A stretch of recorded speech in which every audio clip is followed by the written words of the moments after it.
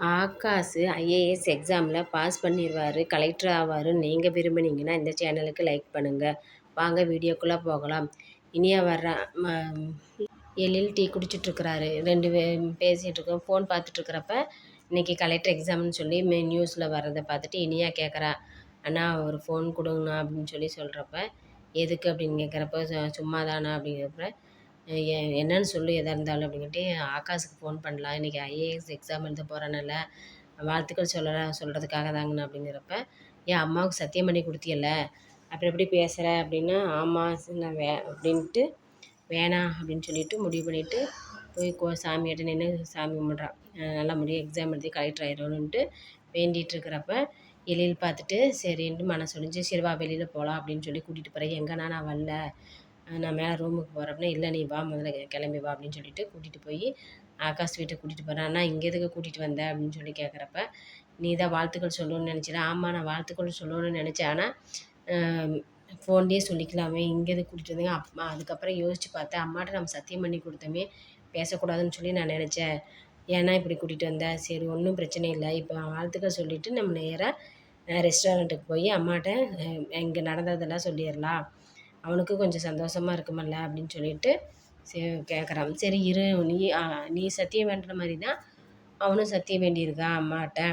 அதனால் அவனோட மனநிலைமை எப்படி இருக்குன்னு தெரியல, உன்னை பார்த்தோன்னே என்ன நினைப்பானுன்னு தெரியல, நான் அவங்ககிட்ட கேட்டுகிட்டே உன்னை கூப்பிட்றேன், இங்கேயே கொஞ்சம் நேரம் வெளியில் வெயிட் பண்ணுன்னு சொல்லிவிட்டு எழில் மட்டும் உள்ளே போயிட்டு அண்ணா நல்லா இருக்கீங்களான்ட்டு 2 பேரும் பேசிக்கிறாங்க. எக்ஸாமுக்கெல்லாம் ப்ரிப்பேர் பண்ணிட்டேன்னு எழில் கேட்குறான். கேட்டுட்டு நல்லா படிச்சிருக்கேன் அப்படின்னு சொல்லி சொல்கிறப்ப, கை வலிக்கு தானே, ஆமாம் அப்படின்னு சொல்லி பேசிகிட்டு இருக்கிறாங்க. உடனே சரி உன்னை விஷ் பண்ணுறதுக்கு இனியா விஷ் பண்ணுறேன்னு சொல்லி சொன்னா அப்படின்ட்டு சரின்ட்டு அவளே விஷ் பண்ண வந்துருக்கு, நன்றி சொன்னான்னு சொல்லுங்கண்ணா அப்படின்னு ஆகாஷ் சொல்கிறான்.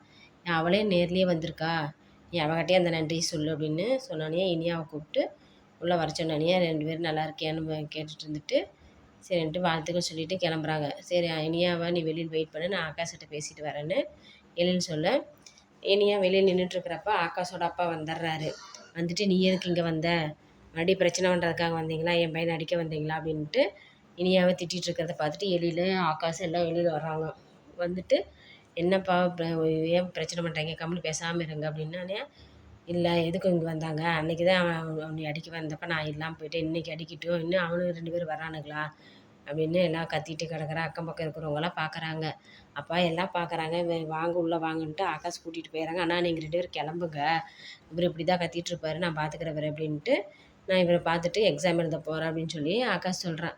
கிளம்பி போகிறாங்க. நேராக போய் ரெஸ்டாரண்ட்டுக்கு போகலான்ட்டு போகிறப்ப அங்கே செல்வி மனசு ஒடிஞ்சிருக்கிறா. பையனுக்கு கை எக்ஸாமு எப்படி எழுதுறானோ என்ன பண்ணுறானோ, கை வேற வலிக்குது, என்ன பண்ணுவான்ட்டு அதை கவலையிலேயே இருக்கிறப்ப செல்வி பாக்கியாக இருந்துட்டு, செல்வி ஏன் இப்படி இருக்க, நீ தான் இன்றைக்கி கூடயே இருந்து ஆகாஷை பார்த்துக்கலாமல, அவன் இன்றைக்கி எக்ஸாம் எழுத போகிறானல்ல, உனக்கே எப்படி இருக்குதுன்னா அவனோட மனநிலைமை எப்படி இருக்குன்ட்டு தெரியுமா, நீ அவன் கூட இருந்து அவனை வாழ்த்துக்கள் சொல்லி அனுப்பிச்சி விடாமல் எதுக்கு இங்கே வேலைக்கு வந்த அப்படின்னா, இல்லைக்கா அவன் வேறு கை வலிக்குதுன்ட்டு இருந்தா, அந்த வழியெல்லாம் பார்த்துட்டு என்னால் வீட்டில் இருக்க முடியல, சரி அவன் நிம்மதியாக போய் இன்றைக்கி எக்ஸாம் எழுதிட்டு இருந்தான் வந்துட்டு, ஆனால் அங்கே வந்துமே இப்போ எனக்கு அவன் மனசெல்லாம் அங்கே தான் இருக்குது, எனக்கு மனசே இல்லை அவன் எப்படி எழுத போகிறான்ட்டு அப்படின்னு செல்வி அழுதுகிட்டு புலம்புறா.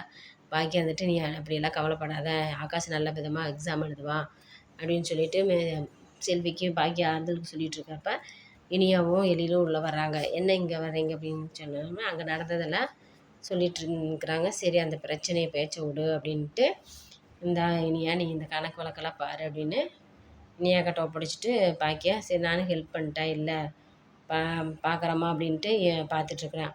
அதுக்குள்ளே இங்கே வந்துடுறான். அந்த ஆகாஷோட அப்பா வந்து இங்கே கோபிகிட்டையும் ஈஸ்வரிக்கிட்டையும் சண்டை இழுக்க வந்துடுறாங்க.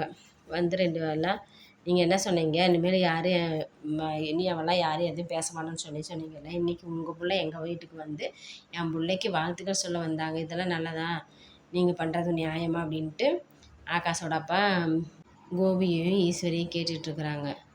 இவங்க எப்போ வந்தால் நீ வெளியில் போ, நீ யாருன்னே எங்களுக்கு தெரியாது, நீ எப்படி சொல்லலாம் அப்படின்னா, நீ உங்கள் பையன் 2வது பையனும் இனியா அம்மா 2 பேரும் தான் வந்தாங்க, எனக்கு என்ன தெரியாதா அப்படின்னு சொல்லிட்டு கேட்டுட்ருக்கிறப்ப இவங்களுக்கே அதிர்ச்சியாக இருக்குது. முதல்ல நீ வெளியில் போனால் வெளியில் போ அப்படின்ட்டு நீங்கள் என்ன துரத்தி விடவே பார்க்குறீங்க, உங்கள் இதெல்லாம் மறைச்சிக்குவீங்க, நீ உங்கள் பொண்ணு இங்கே திரும்ப வந்து என் பையனை மனசை மாற்றுவா, நாங்கள் சும்மா பார்த்துட்ருக்கணுமா?